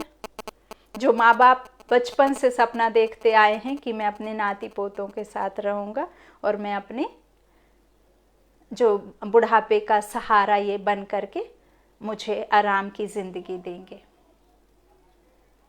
रह गए पेरेंट्स अकेले। कितने परिवार मैंने देखे हैं जिनके सास ससुर अकेले घर में पड़े हुए हैं, घर में रेंट पे रहते हैं, जो नौकर चाकर हैं उनके भरोसे हैं, क्योंकि उनका शहरों में मन नहीं लगता और बहू बेटा रह नहीं सकते नौकरी छोड़ करके। तो क्या फ़ायदा? आपने समाज के लिए, अपने रिश्तेदारों का मुंह बंद करवाने के लिए किया और आपको क्या मिला उसका सिला? तो इस बात पर मनन चिंतन कीजिए। यदि कोई बच्चा बच्ची ज़बरदस्ती नहीं गलत राह पर है तो आप उन्हें बचा के रखिए। आप उन्हें ऐसे कदम उठाने पे मजबूर मत कीजिए। उनको इस तरह के कोई एग्जाम्पल मत सुनाइए कि लोग क्या कहेंगे। लोग सिर्फ और सिर्फ गिराते हैं, गिरने के बाद हंसते हैं, लेकिन जो अपने बड़े बुजुर्ग, जो बड़े बूढ़े कहते हैं ना, वो गिरने से पहले उठाना जानते हैं। इसीलिए कई बार बच्चों को बुरा ज़रूर लगता है कि माँ बाप डांटते हैं, लेकिन आप ज़रा सोचिए माँ बाप क्यों डांटते हैं? क्योंकि जिस जगह पर आप खड़े हैं उस जगह से वो गुजर चुके हैं, वो एक्सपीरियंस उनको हो चुका है। वो उस प्लेस से उधर आकर के कई ठोकरें खा करके गिर के आए हैं। आप गिरने वाले हो तो आपको संभालते हैं। आप रास्ता चलते हैं, आप गिर जाते हैं तो आपको लोग देख करके हंसते हैं। लेकिन यदि आपका कोई हितैषी होगा, कोई अपना होगा, तो जैसे ही आपका डगमगाएगा पैर, वो हाथ पकड़ के खींच लेगा, क्योंकि वो गिरने से पहले उठाना जानते हैं। और जिन्हें हम लोग, जिन्हें हम रिलेटिव्स, जिन्हें हम रिश्तेदार, जिन्हें हम समाज कहते हैं, वो यह इंतज़ार करता है कि ये गिरे तो मैं ज़रा मजे लूँ। ये है दुनिया, ये है ज़िंदगी। आप बिजनेस अपने एरिया में नहीं कर सकते। आप बिजनेस करेंगे तो आपका बिजनेस बहुत अधिक बढ़ेगा। वो कहाँ? दूसरे प्लेस में, जहाँ अननोन प्लेस में। आपको, आपके मान सम्मान को दूसरे लोग भले ही दे देंगे, लेकिन आपके अपने नहीं दे पा रहे हैं। उसका ये भी कारण हो सकता है कि कोई ज्वेलसी है, किसी को आपका नेचर पता है, कोई कुछ इस तरह से चलता है। ये है फैमिली बैकग्राउंड, ये है समाज। और यही सब से यदि आप निकलना चाहते हैं तो आध्यात्म की ओर एक कदम।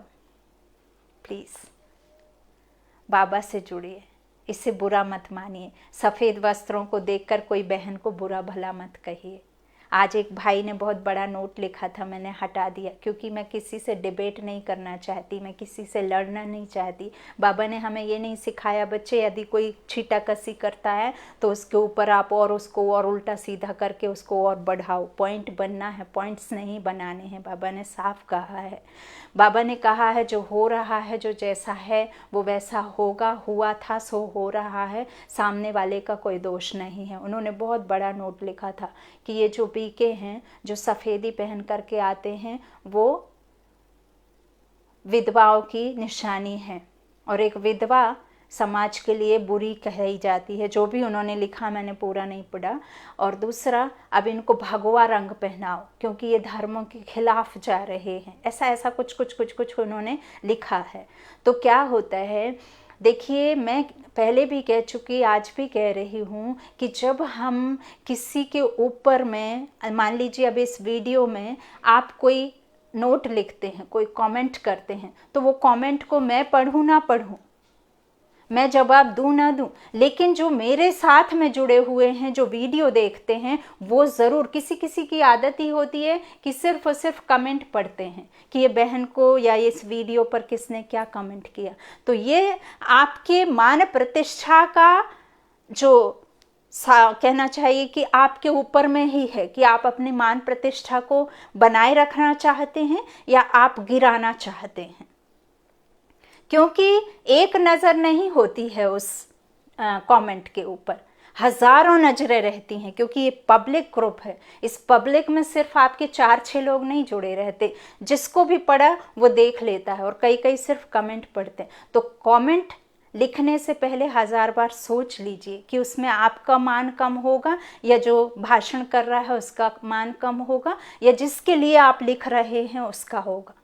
इस संसार में अलग अलग स्वाद के लोग हैं, अलग अलग विचार के लोग हैं, अलग अलग तरह के हैं, लेकिन आपके विचार का भी आप अपने दुनिया में ढूंढ सकते हैं। आपकी सिमिलैरिटी के भी लोग आपको मिल जाएंगे, तो आप उस तरफ चले जाइए ना। नहीं पसंद आता आपको बाबा का ज्ञान, आपको मौका मिला, आपने छोड़ दिया, कोई बात नहीं, राम राम, कोई जोर जबरदस्ती नहीं है। लेकिन उसके पीछे उल्टा सीधा मत लिखिए। आपको बहुत ठेठ गांव की भाषा आती होगी तो आपको पता है कि एक विडो लेडी के लिए कितने गंदे गंदे शब्द इस्तेमाल होते हैं। ये प्यूरिटी है, ये सफ़ेदी है। उन फरिश्तों को आप गलत नज़र से मत देखिए। हैं, मैं कहती हूँ कि हैं बहुत सारी ऐसी मनुष्य आत्माएं। बाबा रोज़ मुरली में कह रहे हैं कि मेरे बच्चे भी गलत काम करते हैं। बाबा खुद कह रहे हैं, आप सुनो तो सही, परमात्मा सबके लिए कहते हैं, किसी एक के लिए नहीं लिखते हैं, पूरे संसार की आत्माओं के लिए लिखते हैं। और उनके बैठे मधुबन में जो बच्चे हैं, जो सेंटर्स में बैठे बच्चे हैं, उनके लिए भी लिखते हैं। लेकिन वो साइड में ले जाके नहीं लिखते हैं, वो मुरली में लिखते हैं, मुरली में ही रिप्लाई करते हैं, मुरली के द्वारा ही उनको सुधारने की भी एक शिक्षा, एक पॉइंट देते हैं। मानती हूँ, हैं, मैंने भी देखा है, मेरे साथ भी जो जुड़े हैं उन्होंने भी कंप्लेन की है। लेकिन हर एक को एक तराजू में मत तौलिए। इस संसार में यदि संत आत्मा है, महात्मा भी हैं और देव आत्माएं भी आएंगी, अच्छी भी हैं, बुरी भी हैं, हर एक को एक तराजू में मत तौल दीजिए। कोई नीचे कोई ऊपर होता है। सफ़ेद मतलब जिसमें काला ना दिखाई दे, और काला यदि लग जाए तो उसमें दूर से देख सकें आप, उसे कहते हैं सफ़ेदी, उसे कहते हैं प्योरिटी, जिसमें कोई दाग ना हो, जिसके चरित्र पर कोई दाग ना हो, जिसमें कोई विकारों की आंच ना हो, उसे कहते हैं फरिश्ता। शरीर में रहते हुए भी शरीर का भान न रहे, अव्यक्त रहे, देव कुल में रहे, देवता जैसे फीलिंग दिलाए, उसे कहते हैं वाइट वस्त्र, उसे कहते हैं सफ़ेदी। यूँ तो बाबा सेवा दे दे, सेवा सबको दे दे। इतने धनवान व्यक्ति हैं कि एक सिल्वर की साड़ी पहन करके सेवा कर सकते हैं, एक सिल्वर का चांदी का कुर्ता बनवा करके सेवा कर सकते हैं। लेकिन क्यों बाबा ने हर एक को नहीं चुना? क्यों उन धनवान को नहीं चुना? क्योंकि भगवान को गरीब पुकारते हैं, भगवान को दुखी पुकारते हैं, भगवान को जो सचमुच दुखी हैं और जो भगवान के बच्चे हैं उनको ही भगवान मिलता है। हर किसी को भगवान नहीं मिलता है और ना मिलेगा। हर किसी के वश में नहीं है अपने वश, खुद को वश में करना। ये सिर्फ परमात्मा के बच्चे खुद को वश में कर सकते हैं। खुद की पहचान करके औरों को पहचान दिला सकते हैं। हर किसी के बस की बात नहीं है। ये बातों को आप यूं ही छोड़िए मत, बार बार सुनिए और बार बार मनन चिंतन कीजिए और बार बार आप इनको सुनाइए, क्योंकि समय बहुत तीव्रता से जा रहा है। अभी और जास्ती भ्रष्टाचार होना है, अभी और जास्ती तमो प्रधानता आनी है। जब अति होगी तो अंत होगा, अति नहीं है तो अंत नहीं होगा। ये भी ड्रामा की कहानी, ड्रामा की नूंद है। ये भी उस परमात्मा के वीडियो की रिकॉर्डिंग है जिसे बदली नहीं किया जा सकता। इसीलिए संसार में कोई कुछ भी करे, किसी को दोषी मत करार दीजिएगा, क्योंकि सबको अपना अपना पार्ट मिला है। यदि रंगमंच पर अलग अलग पार्ट ना हो तो खेल का मजा नहीं आएगा।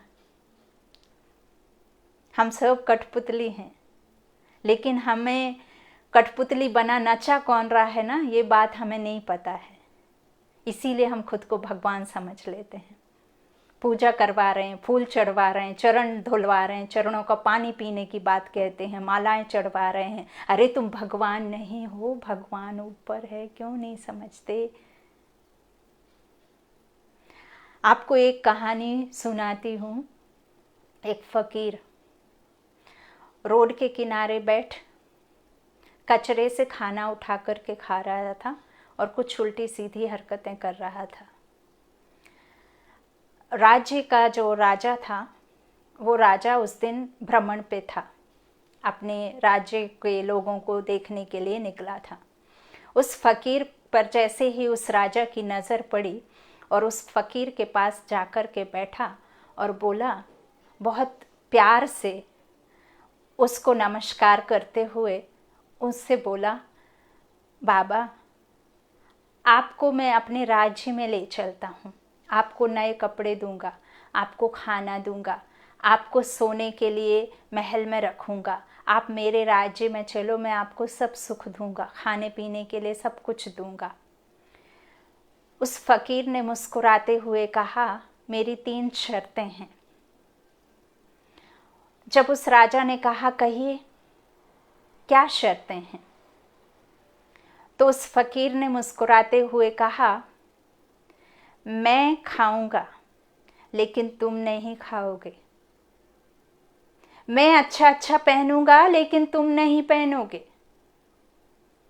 मैं घूमूंगा फिरूंगा सब करूंगा लेकिन तुम घूमोगे फिरोगे नहीं, और तीसरी और आखिरी बात उसने कही, मैं रात में सोऊंगा लेकिन तुम रात भर जागोगे। राजा को गुस्सा आया, लेकिन उसने कुछ नहीं कहा और उसने मुस्कुराते हुए कहा, ये तो असंभव है।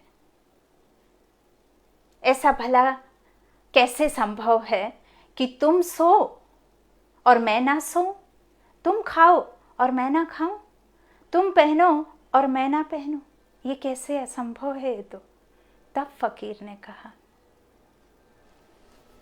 मेरा बाबा भगवान, वो पहनाता है, खुद नहीं पहनता, मुझे खिलाता है लेकिन खुद नहीं खाता, मुझे सुलाता है, हर पल हर क्षण मेरी देखभाल करता है, लेकिन खुद नहीं सोता। वो है मेरा दाता, वो है मेरा बाबा। उसने क्षमा मांगी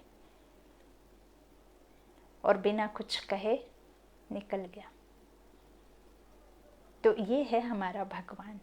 अब उसे आप मंदिर मस्जिद गुरुद्वारे में ढूंढना बंद कीजिए। अब तो यथार्थ समझ लो, अब तो समझा दो, अब तो आ गए हैं वो, अब तो अपने बाप की पहचान कर लो, अब तो अपने बाप को प्यार कर लो, अब तो उससे प्यार ले लो, अब तो प्यार बांट दो, अब तो प्यार से रह लो, अब तो ये सब कर लो। अब समय बहुत कम है, अब रिश्तों को सुधार लो, अब रिश्तों को जी लो, अब चारों युगों का सुख पालो। अब तो ऐसा कर लो, अब तो सबको प्यार कर लो। अच्छा, खूब खूब शुक्रिया ईश्वरीय परिवार का, आप सभी के स्नेह का, आप सबकी दुआओं का खूब दिल से धन्यवाद। और बाबा हर क्षण हर पल भगवान करे आप सबको ऐसे एक्सपीरियंस, ऐसे अनुभव कराए कि आप उस परमात्मा के ऐसे प्यार में डूब जाएं कि वो छोड़ना भी चाहे तो आप ना छोड़ें। ऐसा आपको उसका सहयोग मिले, ऐसा बाबा आपका साथी बन जाए, ऐसे आपकी दुनिया में चमत्कार कर जाए, ऐसे चमत्कारी बन कर के आपके हर कदम पर वो साथ दे, ताकि आप और दूसरों को भी उस चमत्कार दिखा सकें और उस चमत्कार पर इस दुनिया में चमत्कार हो जाए, और ये चमत्कार एक सतयुगी दुनिया का नया जन्म हो जाए, नया जीवन बन जाए, हर एक खुश हो जाए, हर एक दुख से निकल आए, हर एक की मुक्ति, जीवन मुक्ति हो जाए, और बहुत बहुत बहुत जल्दी हो जाए। अब समय बहुत कम है, यही मेरा सबसे कहना है।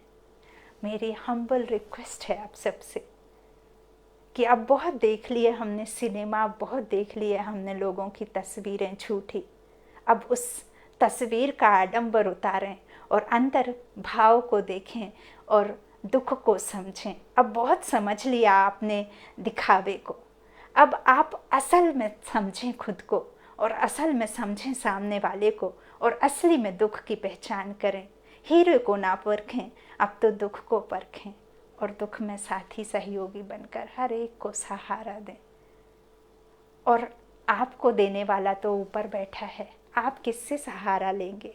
जिससे दुनिया मांगती है उसे आप सहारा बनाने चले हैं, वो कैसे आपका सहारा बन जाएगी जो खुद किसी और के सहारे पर पल रही है, किसी और के सहारे बैठी हुई है?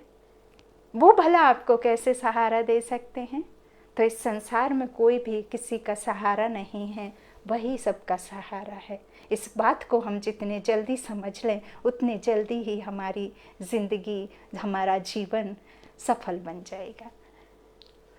अच्छा, ओम शांति, गुड नाइट। खूब खूब आभार, खूब बाबा का शुक्रिया।